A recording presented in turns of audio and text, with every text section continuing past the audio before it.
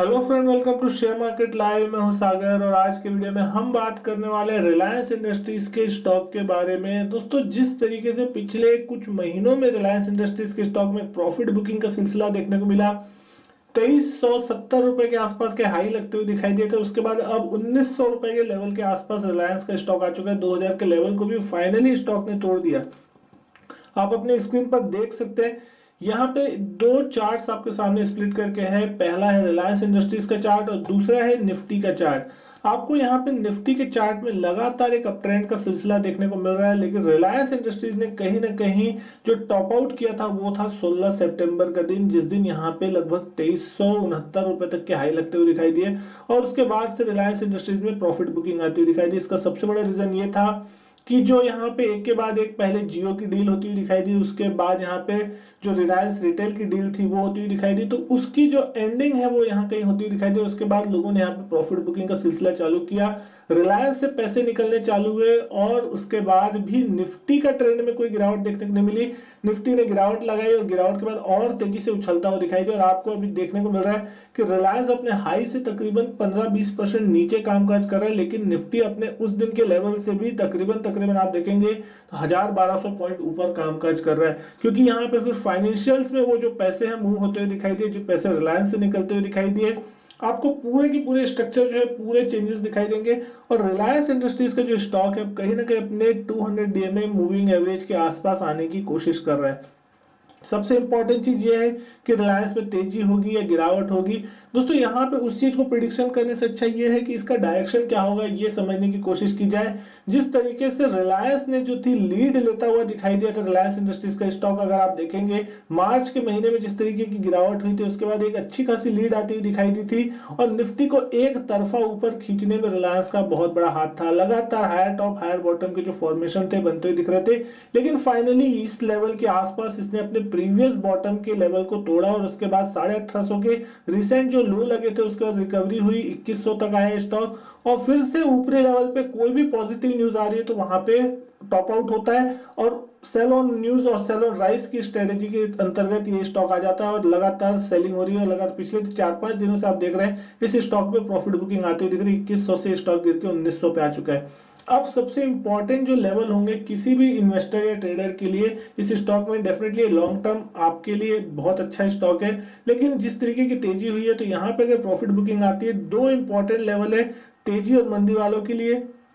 अगर ये स्टॉक आपका 1850 के नीचे क्लोज होता है या संकेत देता है, जिसके अभी हम 50 रुपए अभी भी ऊपर कामकाज कर रहे हैं, तो डेफिनेटली आपको ये स्टॉक में फिर जो है डाउन ट्रेंड है वो बनता हुआ दिखाई दे सकता है। और वो डाउन ट्रेंड 1600 से 1700 का लेवल हो सकता है। ऐसा इसलिए क्योंकि 1600-1620 वो पुराने हाईएस्ट लेवल थे जहां पे उसका प्रीवियस हाई था जिसको हमने तोड़ा, ब्रेकआउट दिया और उसके बाद एक अच्छी खासी तेजी होती दिखाई दी। और अगर इस स्टॉक ने ऊपर की तरफ मोटा मोटी 2100 का लेवल अगर तोड़ दिया तो उसके बाद आपको इस स्टॉक के बाहर में एक अच्छी खासी तेजी बनती दिख सकती है और फिर से ये स्टॉक कहीं ना कहीं 2300-2370 के आसपास का जो इसका प्रीवियस हाई लेवल है वो आपको कुछ एक महीनों में देखने को मिल सकता है। लेकिन जब तक इस रेंज के बीच में स्टॉक फंसा हुआ है तब तक आपको एक डायरेक्शनल मूव लेना होगा। अगर आप दिन के मतलब इसके अगर ये लोएस्ट पॉइंट के आसपास आता है तो लोएस्ट पॉइंट के नीचे स्टॉप लॉस लगा के आप बाई पोजीशन बना सकते हैं। ऊपर आता है तो एक रेजिस्टेंस के आसपास सेल करके ऊपर का स्टॉप लॉस लगा के आप सेल पोजीशन बना सकते हैं और एक छोटे से कंसोलिडेशन रेंज में खेल सकते हैं। लेकिन अगर ये किसी भी साइड का डायरेक्शन तोड़ने की कोशिश करेगा तो फिर वहां से एक डायरेक्शनल मूव जो है वो अपसाइड या डाउन साइड की तरफ आता हुआ दिखाई देगा। लेकिन वहीं आप निफ्टी को देखते हैं, निफ्टी में लगातार अभी भी हायर टॉप्स हायर बॉटम बनने का जो सिलसिला है वो चलता हुआ आपको दिखाई देगा। निफ्टी में कहीं पे भी स्ट्रक्चर में कोई खराबी नहीं आई अभी तक और निफ्टी में तो करेक्शन भी नहीं आ रहे, ये भी चीज आप देख सकते हैं गौर से। जिस तरीके से हमने बात की थी तो पिछले एक दिन जिस दिन थर्सडे के दिन गिरावट हुई थी, एक्सपायरी के दिन मार्केट नीचे आया तो लगा सबको कि मार्केट फिर से नीचे आएगा और ठीक फ्राइडे के दिन निचले लेवल से फिर से एक शानदार रिकवरी और 12,850 के आसपास जाके क्लोजिंग देता हुआ दिखाई दिया। निफ्टी में कहीं ना कहीं 13,000 के आसपास का साइकोलॉजिकल लेवल है जिसके आसपास निफ्टी जाने की कोशिश भी कर रहा है और वहां पर रेजिस्टेंस भी फेस कर रहा है। हालांकि पिछले कुछ महीनों में एक अच्छी खासी तेजी निचले लेवल से हो चुकी है, 10,800 से 13,000 तक आ चुका है। तो कहीं ना कहीं टाइम वाइज करेक्शन निफ्टी करेगा, ये बहुत इंपॉर्टेंट चीज है। किसी भी इंडेक्स को आगे अगर चलना है, किसी भी स्टॉक को चलना है, तो टाइम वाइज करेक्शन जो होता है वो बहुत इंपॉर्टेंट होता है। प्राइस में यहाँ पे किसी प्रकार का कोई करेक्शन नहीं आ रहा है, और यहाँ पे हर एक छोटे छोटे लेवल पे आपको एक अच्छे खासे बायर्स देखने को मिल रहे हैं नीचे की तरफ। तो यहाँ पे अब सबसे इंपॉर्टेंट है निफ्टी के लिए, जब तक निफ्टी आपका 12,650 12,700 के लेवल को डिसाइसिवली नीचे की तरफ नहीं ब्रेक करता, तब तक आपको यहाँ पे डरने घबराने की जरूरत नहीं है। कि अगर आपका कोई भी लॉन्ग पोजीशन है 12,650 12,700 की मोटा मोटी रेंज में अगर आपका स्टॉप लॉस लगा है, तो आप अपनी बाइंग पोजीशन को होल्ड करें और ऊपर की तरफ की राइड को खेलने की कोशिश कर सकते हैं। यहाँ पे गिरावट आएगी 12,700 12,650 के लेवल के नीचे टूटने पे, और उसके बाद भी आपके पास जो रेजिस्टेंस सपोर्ट लाइन होगी वो 12,300 12,400 के आसपास होगी। निफ्टी में बहुत से गैप हैं जो कि पिछले कुछ दिनों की तेजी में बने। बैंक निफ्टी कहीं ना कहीं थोड़ा ओवरबॉट, निफ्टी भी थोड़ा ओवरबॉट होने की सिचुएशन में दिख रहा है आपको। जिस तरीके से आप देख सकते हैं आरएसआई लेवल पे लगभग 71 के आसपास अभी निफ्टी का आरएसआई काम कर रहा है।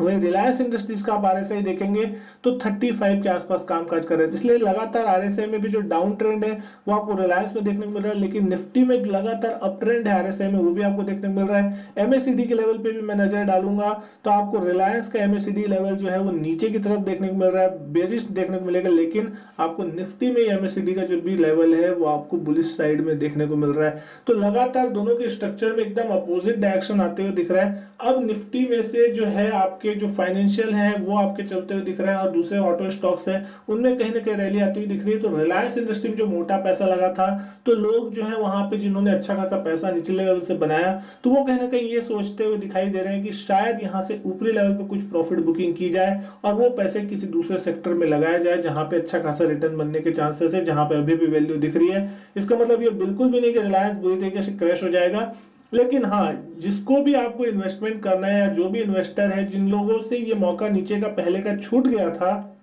अगर उनके लोगों को फिर से कहीं ना कहीं 1600-1700 के रेंज में अगर रिलायंस इंडस्ट्रीज मिलता है, तो दोस्तों यहाँ पे एक बहुत अच्छी अपॉर्चुनिटी होगी। वो अपॉर्चुनिटी जो होगी वो बहुत ही कम समय के लिए आएगी।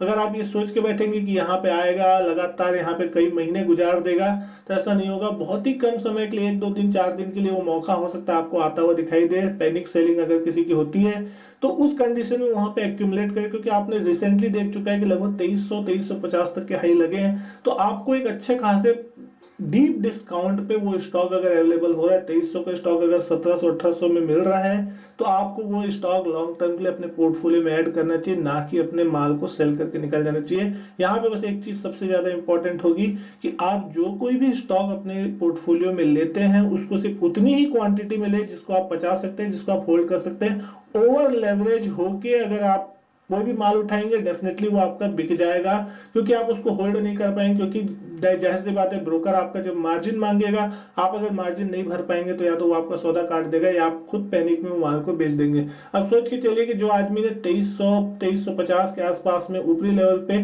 ट्रेडिंग पोजीशन बनाई होगी, आज वो आदमी क्या इस लेवल पे 1900 के लेवल को देख के अपना माल अभी भी होल्ड करके बैठा होगा फ्यूचर पोजीशन का?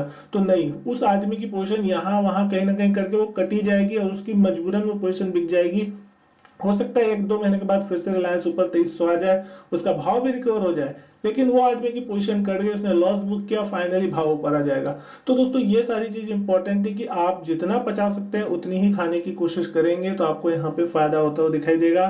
दूसरों के कहने अनुसार, बाकी के पीछे लगने के अनुसार अगर आप करने की कोशिश करेंगे तो आपका घाटा डेफिनेटली स्टॉक मार्केट में होगा। क्योंकि अभी का जो मार्केट है, जिस तरीके से मार्केट में तेजी चलती हुई दिख रही है, एक अच्छा खासा एफआईएस का फ्लो आता हुआ दिख रहा है मार्केट में, तो ये तेजी बनी हुई है। अगर एफआईएस ने अपने हाथ थोड़े भी खींचने की कोशिश की या अपने हाथ रोकने की भी कोशिश की है, तो आपको मार्केट कहीं ना कहीं ठहरता हुआ दिखाई देगा और उन सेक्टर्स में प्रॉफिट बुकिंग डेफिनेटली आएगी जहां पे आपको एक बहुत तेजी बनती हुई दिखाई दे। हालांकि मार्केट का जो मोमेंटम है वो बुलिश है, यहाँ पे ज्यादा करेक्शन की उम्मीद करना मूर्खता होगी।